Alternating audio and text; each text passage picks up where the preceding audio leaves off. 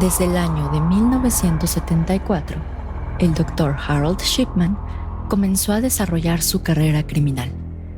Primero, mediante la falsificación de recetas médicas para obtener narcóticos de manera ilegal, para después experimentar con su adicción más letal, matar a sus pacientes de la tercera edad.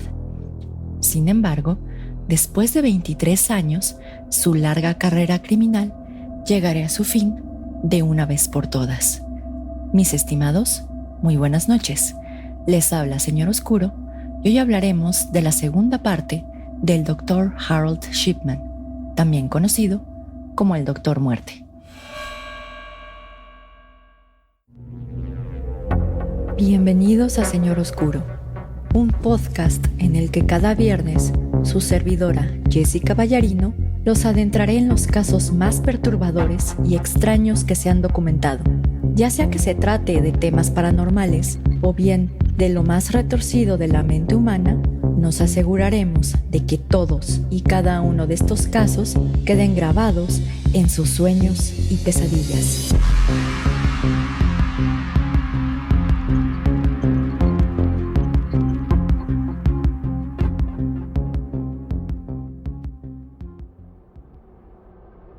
Mis estimados amigos ferales y críptidos domesticados, muy buenas noches. Les habla Jessica y les doy la bienvenida a un nuevo episodio de Señor Oscuro. Antes de empezar con el episodio de hoy, tengo que dar un aviso legal, ya que el contenido del mismo puede ser sensible para algunas personas, por lo que se recomienda discreción. Asimismo, el contenido de este episodio no representa algún tipo de admiración hacia Harold Shipman o sus actos, por lo que la información que se exponga en este episodio no puede ser considerada como apología del delito. Recapitulando un poco, en el episodio anterior analizamos la infancia de Harold Shipman, su adicción con la petidina y cómo desarrolló su modus operandi para tomar la vida de 62 víctimas. En este episodio hablaremos de cómo un error que parecía casi obvio hizo que su larga carrera criminal llegara a su fin. Para quien esté escuchando este episodio a través de alguna plataforma como Spotify, Apple Podcast o Pinecast, les aviso que dejaré algunas fotos relacionadas con este caso en el video que se sube a YouTube, así como en la página de Instagram de Señor Oscuro. Así que después de la larga espera, veamos qué pasó con el protagonista de nuestra historia. Entre los años de 1993 y 1997, justamente cuando abrió su propio consultorio en el número 21 de Market Street, se tiene conocimiento que el Dr. Harold Shipman asesinó a un total de 122 personas, sin contar los homicidios cometidos desde 1978. Siendo su año más prolífico el de 1997, ya que tan solo en ese año el Dr. Harold Shipman cobró la vida de 37 personas.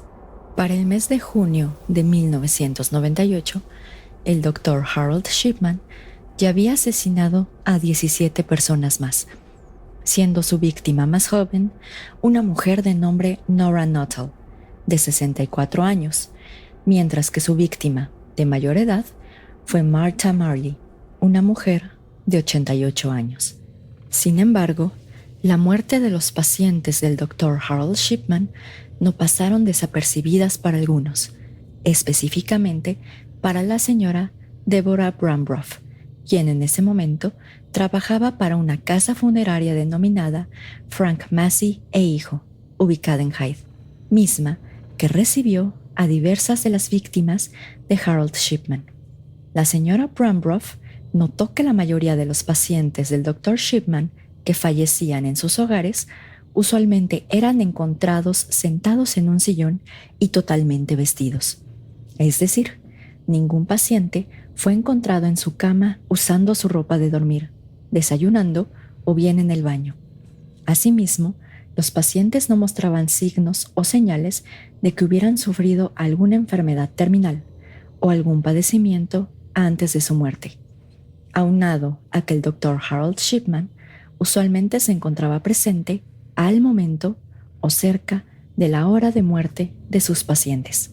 A pesar de lo anterior, y a pesar de que algunas personas sospechaban del afable Dr. Shipman, tal y como lo analizamos en el episodio pasado, la policía no hizo mucho para seguir investigando, ya que la reputación del doctor era prácticamente intachable, y le encontraban una justificación a todas estas coincidencias extrañas.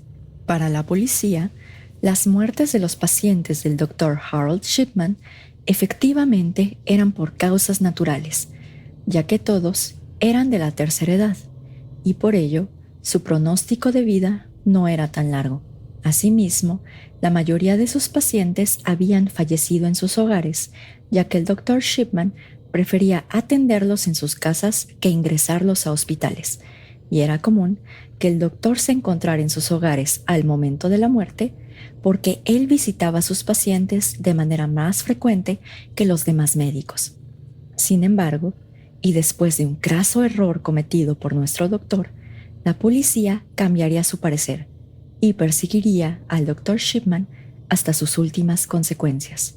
Pero antes de hablar del grave error cometido por el Dr. Shipman, hablemos un poco de su última víctima y de lo que ocurrió el último día de su vida. Kathleen Grundy era conocida por ser una exalcaldesa de la provincia de Hyde, y a pesar de que tenía 81 años, era conocida por gozar de una excelente salud. A las 8:30 de la mañana del 24 de junio de 1998, el Dr. Shipman acudió inesperadamente a la casa de la exalcaldesa, bajo la excusa de que necesitaba tomar una muestra de sangre para unos análisis rutinarios. Por ello, el Dr. Harold Shipman le solicitó a su paciente recostarse en un sillón para obtener la sangre con mayor facilidad. Sin embargo, en vez de extraer sangre, el Dr. Shipman le inyectó una dosis letal de diamorfina. Esperó a que Kathleen Grundy muriera y después salió del lugar. Curiosamente, ese mismo día, Kathleen Grundy tenía una reunión en una casa hogar para personas de la tercera edad, ya que ella ayudaba a servir comida a los pensionados. Sus amigos notaron su ausencia, ya que Grundy se caracterizaba por su puntualidad y su fiabilidad, por lo que se preocuparon y decidieron buscarla en su casa. Cuando acudieron a su hogar y abrieron la puerta, notaron que Kathleen Grundy estaba muerta, completamente vestida y acostada en un sillón, por lo que llamaron de inmediato al Dr. Harold Shipman, ya que este era su médico de cabecera. Al llegar al lugar, el Dr. Harold Shipman se encontró con la hija del Oxisa de nombre Angela Woodruff, quien le manifestó que era extraño que su madre hubiera fallecido, puesto que ella contaba con buena salud. Acto seguido, el Dr. Shipman se acercó al cadáver, certificó que la causa de muerte de Kathleen Grundy fue por vejez y le manifestó a su hija que, derivado que la muerte fue natural, no era necesario realizar una necropsia. Derivado de lo anterior, el doctor le recomendó a Angela Woodruff que su madre fuera cremada, pero ella le manifestó al Dr. Shipman que el deseo de su madre era ser enterrada, por lo que ni siquiera tomaría en consideración la cremación de sus restos.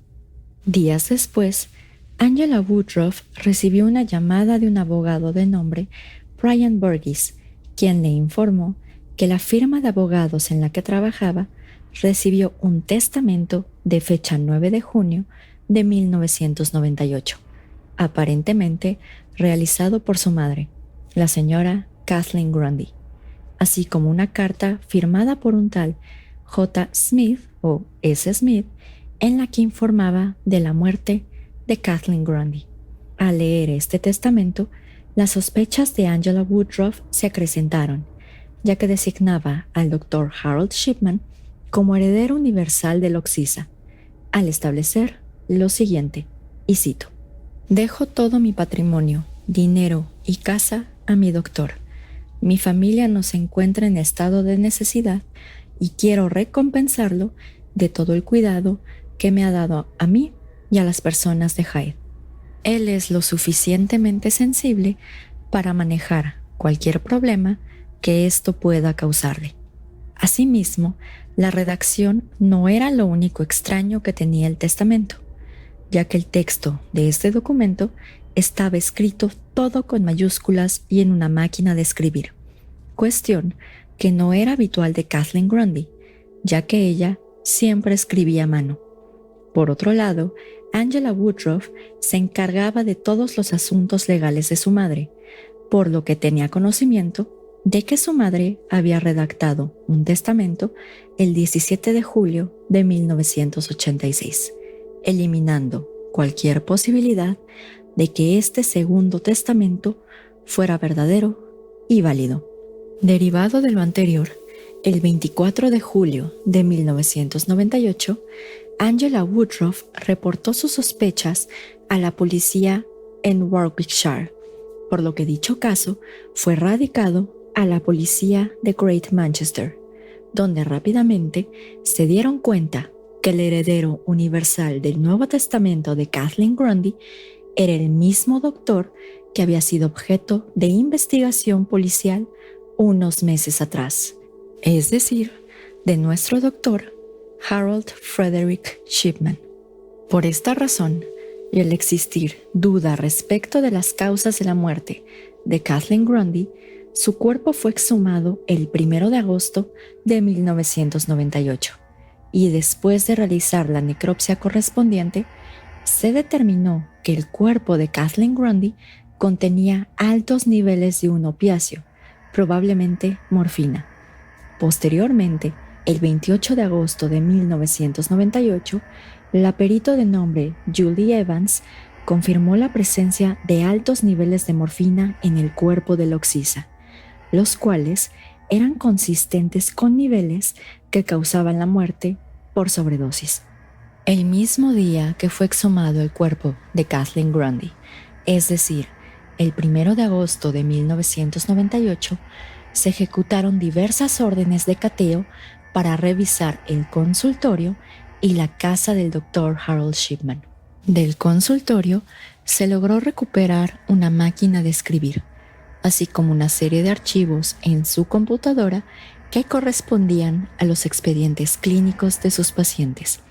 Asimismo, de la casa del Dr. Shipman se logró recuperar una serie de anillos y joyería que parecía que no pertenecía a él o a su esposa.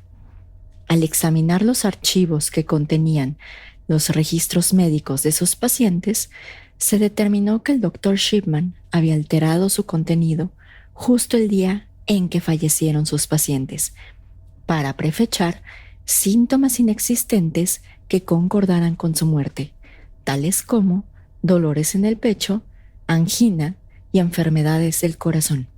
Por otro lado, el 26 de agosto de 1998, el perito en grafoscopía y documentoscopía de nombre Michael Hall determinó no solo que la firma plasmada en el Segundo Testamento no provenía del puño y letra de Kathleen Grundy, sino además que dicho testamento había sido escrito en la máquina de escribir encontrada en el consultorio del Dr. Shipman.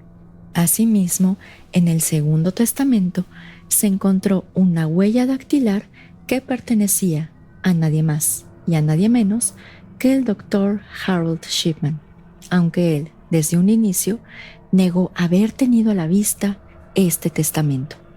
Derivado de lo anterior, el 7 de septiembre de 1998, Harold Shipman fue arrestado al ser sospechoso del homicidio cometido en contra de Kathleen Grundy.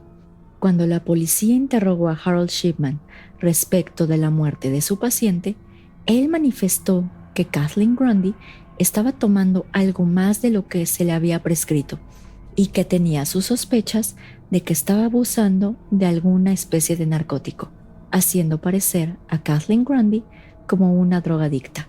Y esta cuestión efectivamente se encontraba dentro del expediente clínico de la occisa, aunque después se determinó que esta información fue agregada por el Dr. Shipman después de su muerte.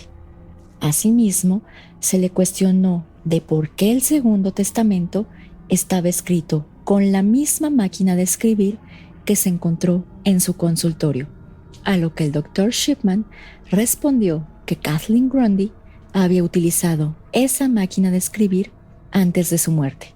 Por esta razón, los agentes de la policía decidieron reexaminar 19 muertes certificadas por el Dr. Shipman y entrevistaron a diversos familiares que tuvieran duda respecto de las circunstancias que rodearon la muerte de sus seres queridos. Por ello, se exhumaron los cuerpos de Joan Melia, Winfred Mellor, Bianca Promfett, Mary Quinn, Ivy Lomas, Jean Liley, Irene Turner y Muriel Grimshaw, en los que se determinó que, al igual que Kathleen Grundy, presentaban altas dosis de morfina, las cuales coincidían con dosis letales que evidentemente causaban la muerte, por lo que Harold Shipman fue acusado de estos homicidios. Por otro lado, el 22 de febrero de 1999, el Dr. Harold Shipman fue acusado por los homicidios de Nora Nuttall, Kathleen Wagstaff, Maureen Ward, Pamela Hillier, Mariah West y Lizzie Adams, dando un total de 15 cargos de homicidio formulados en su contra. El 5 de octubre de 1999, con 15 cargos de homicidio y un cargo de falsificación de documento, el Dr. Harold Shipman compareció ante el tribunal de la corona en Preston, Lancaster, en donde negó los cargos formulados en su contra. El juicio se convirtió en un asunto mediático rápidamente, llegándose a difundir internacionalmente, por lo que la prensa le dio al Dr. Harold Shipman el cariñoso apodo de Doctor Muerte. En dicho juicio, el fiscal a cargo de la acusación negó que el Dr. Harold Shipman aplicó eutanasia o un homicidio por razones humanitarias a sus pacientes, basándose en que ninguna de sus víctimas sufría de una enfermedad terminal. En vez de eso, el fiscal manifestó que el Dr. Shipman asesinó a 15 de sus pacientes porque le gustaba matar, ya que, y cito, estaba ejercitando el último poder de controlar la vida y la muerte, y repitió este acto con tanta frecuencia que debió encontrar el drama de tomar la vida a su gusto. El juicio duró 58 días, en los que se presentó evidencia suficiente que permitía concluir que Harold Frederick Shipman había asesinado a 15 de sus pacientes a sangre fría, aprovechándose de su profesión y de la confianza depositada por sus pacientes para cometer sus crímenes, para después manipular los registros médicos de sus víctimas y así borrar cualquier evidencia de un homicidio. Después de 6 días de deliberación, a las 4:43 de la tarde del 31 de enero del año 2000, el jurado encontró a Harold Frederick Shipman culpable por el homicidio de 15 personas y por la falsificación del testamento de Kathleen Grundy, condenándolo a 15 cadenas perpetuas, así como a 4 años de prisión adicionales por la falsificación del testamento. A pesar de que solamente se le condenó por el homicidio de 15 pacientes, se detectó que la cifra oficial de víctimas del Doctor Muerte asciende a 215 personas, 171 mujeres y 44 hombres, entre las edades de 41 a 93 años, convirtiéndose en uno de los asesinos seriales más prolíficos de la era moderna. Sin embargo, las fuentes también revelan de que aparentemente la cifra oficial asciende a 250 víctimas, aunque solamente se tienen confirmadas las muertes de 215 personas. Cuando el juez John Thane Forbes dictó la condena, se dirigió hacia Harold Shipman y le manifestó lo siguiente, y cito: «Usted ha sido llevado finalmente a la justicia por el veredicto de este jurado. No tengo duda alguna de que estos son veredictos verdaderos. El momento ha llegado para que lo condene por estos perversos crímenes. Cada una de sus víctimas fue su paciente. Usted asesinó a todas y a cada una de sus víctimas mediante una perversión calculada y a sangre fría de sus habilidades médicas para sus propios propósitos malvados y perversos. Usted se aprovechó y abusó de su confianza. Después de todo, usted era el médico de cada una de sus víctimas. No tengo duda alguna de que cada una de sus víctimas sonrió y le agradeció, mientras se sometía a sus mortales atenciones. Asimismo, el juez Jonathan Forbes recomendó que Harold Shipman nunca saliera de prisión, y con una condena de 15 cadenas perpetuas, era bastante dudoso que saliera. A principios de su condena, Harold Shipman fue trasladado a la prisión HMP en Manchester, una prisión de alta seguridad, también conocida bajo el nombre de Strangeways. Posteriormente, Shipman fue trasladado a la prisión de Frankland y finalmente, en junio de 2003, fue trasladado a la prisión de Wakefield, donde pasó el resto de sus días, los cuales, curiosamente, ya no fueron muchos, ya que a las 6:20 de la mañana del día 13 de enero de 2004, es decir, en la víspera de su cumpleaños número 58, Harold Frederick Shipman amarró las sábanas de su cama a los barrotes de la ventana que se encontraba en su celda D336, en la prisión de Wakefield, y se ahorcó con ellas. A pesar de que personal de la prisión intentó revivirlo, Shipman fue oficialmente declarado muerto a las 8:10 de la mañana. A pesar de que Harold Shipman estaba bajo vigilancia especial por posibles comportamientos suicidas en su estancia en las prisiones de Manchester y Frankland, en la prisión de Wakefield no se le otorgó este tipo de vigilancia especial, ya que aparentemente no había mostrado signos de comportamiento presuicida, puesto que se estaba comportando absolutamente de manera normal. Se dice que el suicidio de Harold Shipman ocurrió justo antes de que cumpliera con la edad de retiro, ya que buscaba que su esposa Primrose gozara de su pensión por jubilación, la cual ascendía a 100,000 libras, ya que si Harold Shipman hubiera fallecido después de la edad de retiro, su esposa Primrose solamente hubiera recibido la mitad de su pensión. Con su muerte, Harold Shipman se llevó a la tumba tanto el número total de sus víctimas como las razones detrás de sus crímenes. A pesar de ello, un año después del suicidio de Harold Shipman, se construyó un pequeño jardín en Hyde Park para conmemorar a las víctimas que murieron a manos del Doctor Muerte. A este jardín se le denominó Garden of Tranquility, traducido al español como Jardín de la Tranquilidad. Finalmente, y para terminar la historia de nuestro doctor, se dice que el espíritu del Dr. Harold Shipman aún ronda la celda en la que falleció, es decir, la celda número D336 en la prisión de Wakefield.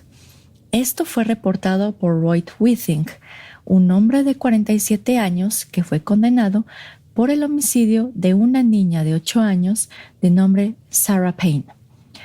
De acuerdo con Roy Whiting, ruidos extraños y sucesos paranormales ocurrían en esta celda, los cuales se incrementaban mientras se acercaba el aniversario de la muerte del doctor. Asimismo, sus compañeros de celdas contiguas no ayudaban en lo absoluto, ya que una vez dejaron una cuerda con un nudo de ahorcado dentro de la celda para que Roy Whiting la encontrara. Asimismo, personal de la prisión de Wakefield reveló que, derivado de los ruidos y los acontecimientos paranormales que aparentemente ocurrían en la celda que formalmente perteneció al Dr. Harold Shipman, el comportamiento de Roy Whiting se había vuelto cada vez más errático, ya que olía mal, estaba desaliñado y descuidado, y pasaba su tiempo libre deambulando y buscando colillas usadas en el piso. Ahora bien, Una vez que se han expuesto los antecedentes y los homicidios cometidos por Harold Shipman, analizaremos qué factores pudieron haber influido en su conducta como asesino serial, para después clasificarlo de acuerdo con las categorías creadas por Ronald M. Holmes. Por esta razón, recomendamos ampliamente que escuchen el capítulo de Introducción a los asesinos seriales, ya que en este episodio exponemos los 3 tipos de factores que influyen en el fenómeno criminal de los asesinos seriales, así como la clasificación de Ronald M. Holmes en esta clase de asesinos. Ahora bien, y como siempre, tengo que dar otro aviso en este caso, ya que yo no soy psicóloga, criminóloga, ni mucho menos, entonces pues no se toman todo lo que digo como la verdad absoluta. Me estoy basando más que nada en el trabajo de Ronald M. Holmes, pero si ustedes son criminólogos o psicólogos y quisieran participar en los análisis que se hacen de asesinos seriales, pues yo encantada, e incluso si quieren poner su propio análisis en los comentarios del video de YouTube o si nos quieren comentar en nuestras redes sociales, estaremos más que contentos de compartir ideas. Pero en fin, en primer término, es necesario analizar los factores biológicos, psicológicos y sociales que pudieron haber intervenido en la conducta de Harold Shipman como asesino serial. Por cuanto al factor biológico, no tenemos datos de que Harold Shipman haya sufrido algún daño o una baja actividad en la corteza orbitofrontal o en la corteza temporal, y a pesar de que tenemos datos de que sufrió convulsiones y pérdidas de conocimiento debido a su adicción con la petidina, estas cuestiones ocurrieron justo cuando empezó su carrera criminal, por lo que como tal no podemos establecer alguna especie de daño biológico que lo haya motivado a ser un asesino serial. Respecto del factor psicológico, Harold Shipman fue diagnosticado con un estado moderadamente severo de depresión o melancolía, lo que pudo ser consecuencia de la pérdida de su madre, cuando él apenas contaba con 17 años. Asimismo, a lo largo de su vida profesional, sus colegas lo describieron como una persona sumamente narcisista, al grado de creerse una especie de dios de la medicina. Esta percepción de sí mismo fue altamente influenciada por su madre desde muy temprana edad, al hacerle creer que era superior a todos sus contemporáneos.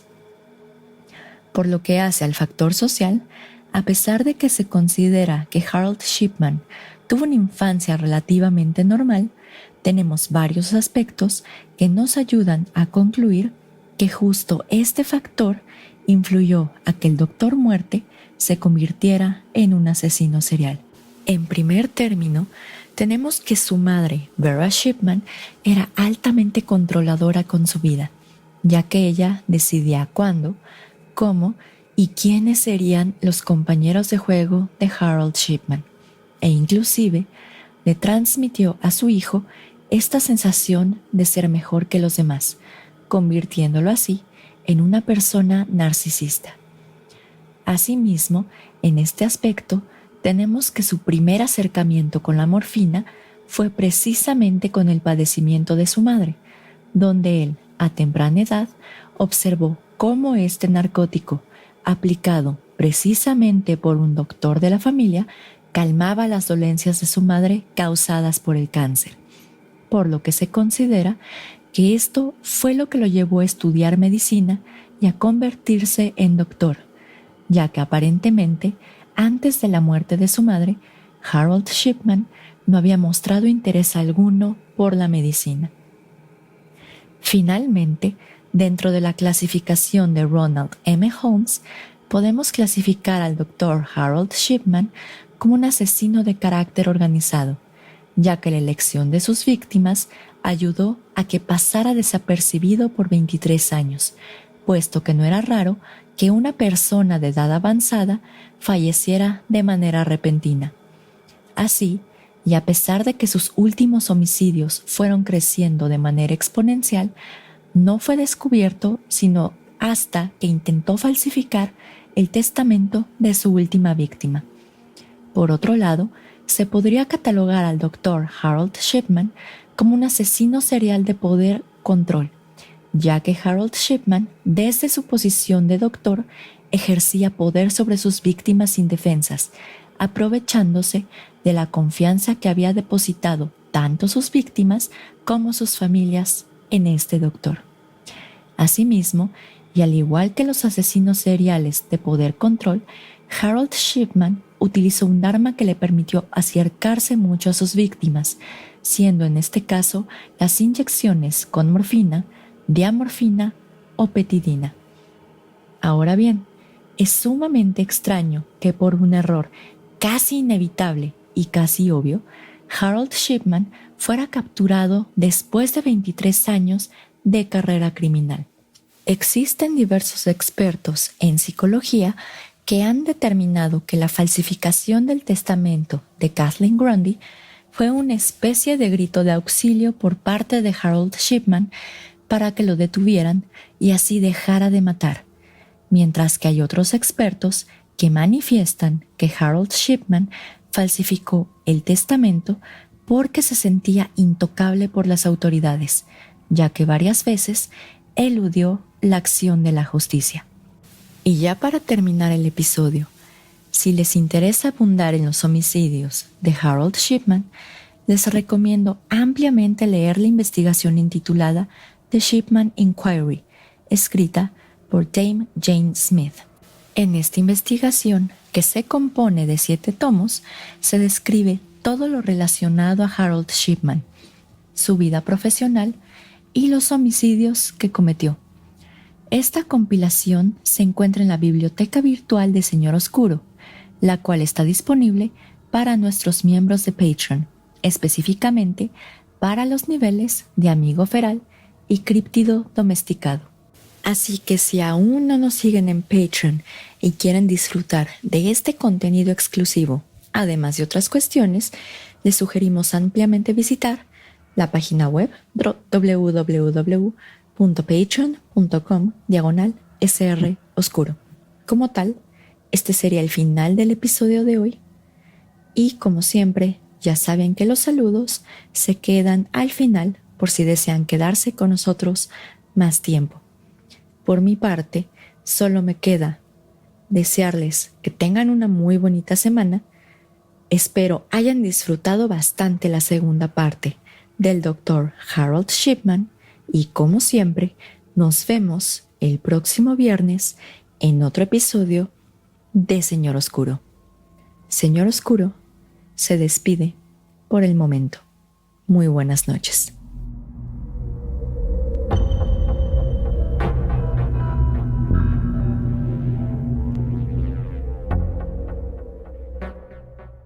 Gracias a todos por escuchar el episodio de hoy. Perdón otra vez que lo dividí en 2 partes, pero la verdad es que era mucha información y en caso de que hubiera hecho un episodio completo hubiera quedado más o menos de 1 hora. Pero en fin, la verdad es que perdón. Y también lo hice porque me gusta el caos y por qué no. Pero bueno, espero les haya gustado mucho el episodio de hoy. Bueno, en conjunto el episodio de Harold Shipman, porque no recuerdo si lo dije en el episodio pasado, pero lo digo ahorita. La verdad es que pues no he visto muchos podcasts en español hablando del Dr. Shipman y pues decidí por esa misma razón hablar de este asesino serial, que por cierto hasta tiene ciertas similitudes con Marcel Petiot, solamente en que su método de matar era precisamente la inyección de morfina y de petidina, y que ambos eran doctores, pero solamente en eso. Aunque eso sí, parece ser que Harold Shipman tuvo un número de víctimas muchísimo más grande que Marcel Petiot. Pero bueno, si les gustó mucho el episodio de hoy, saben que nos pueden seguir en nuestras redes sociales y por si no lo sabían, ya tenemos Patreon. Y ahí nos encontramos en la dirección www.patreon.com/SR Oscuro. Nos encontramos también en Facebook, en la página web www.facebook.com/MRS Oscuro. En Instagram nos pueden encontrar bajo el nombre de usuario @colectivo.sr.oscuro o bien directamente en la página web www.instagram.com/colectivo.sr.oscuro. También nos encontramos en diversas plataformas para que ustedes puedan escuchar el podcast, como es Spotify, Apple Podcasts, Pinecast y recientemente Amazon Music, y nos pueden buscar bajo el nombre Señor Oscuro. Pero en fin, ya vamos directo a los saludos. Le quiero mandar un fuerte saludo a Pepe y a Oscar de Señales Podcast, y específicamente a Oscar porque pues él compartió el link de la primera parte del Dr. Harold Shipman. Muchísimas gracias, Oscar. Y si no los conocen, los pueden buscar en sus redes sociales como son Facebook, Instagram, YouTube y Spotify. También un gran saludo a Antonio de Relatos de Horror, que pues él me ha tranquilizado un poco en estos días en los que he estado pues no tan mentalmente bien, pero la verdad es que me ha apoyado bastante. Muchísimas gracias, Antonio. Y a él lo pueden encontrar con el nombre Relatos de Horror en Facebook, Instagram, YouTube y Spotify. Como siempre, ya saben que también uno de mis más grandes saludos va al equipo de Carol Sound, compuesto por Rodrigo y Sócrates, porque ellos nos ayudan a que el podcast quede bonito y cool para todos ustedes. Pero en fin, ya vamos directo a los saludos. Le quiero enviar un fuerte saludo al equipo del podcast El Martillo de las Brujas y al equipo del podcast Hablemos de. La verdad, muchachos, les mando muchos saludos, no me pierdo sus programas, ninguno de los dos, y pues esperemos que sigan adelante con sus respectivos podcasts. En YouTube le quiero mandar un fuerte saludo a Manuel Wilson Morocho Tigre de Ecuador, que se aventó un maratón de Señor Oscuro, a Tony Rivera de Illinois, a Deimos Truco de Austin, Texas, a Patricio Santamaría, a Filipa D., a Rub Lamas, al siguiente usuario que me encantan sus nombres porque entre que suena albur y entre que no, que es el Coyote Cojo, y a su alter ego Johnny Me Baño, que ya saben que siempre que leo sus nombres de usuario me da mucha risa, pero bueno. Y también a Ennio Pedretti. En Facebook quiero enviar un fuerte saludo a Dave Sanz, a Costuritas Económicas y a su alter ego, a Yebella, a Tamlin Rotten, a Lavale Salinas y a Roger Barbosa López. En Instagram un fuerte saludo a Sebastián Matías, Francisco Rubalcaba, Ann Marín, Joel de Venezuela, Mauricio Martínez, Ana Paula, Alo Vieira, al nombre de usuario Kevin 1.7 de Estados Unidos, al usuario Oma-85, que también se aventó un maratón de Señor Oscuro, y también a Dani-16.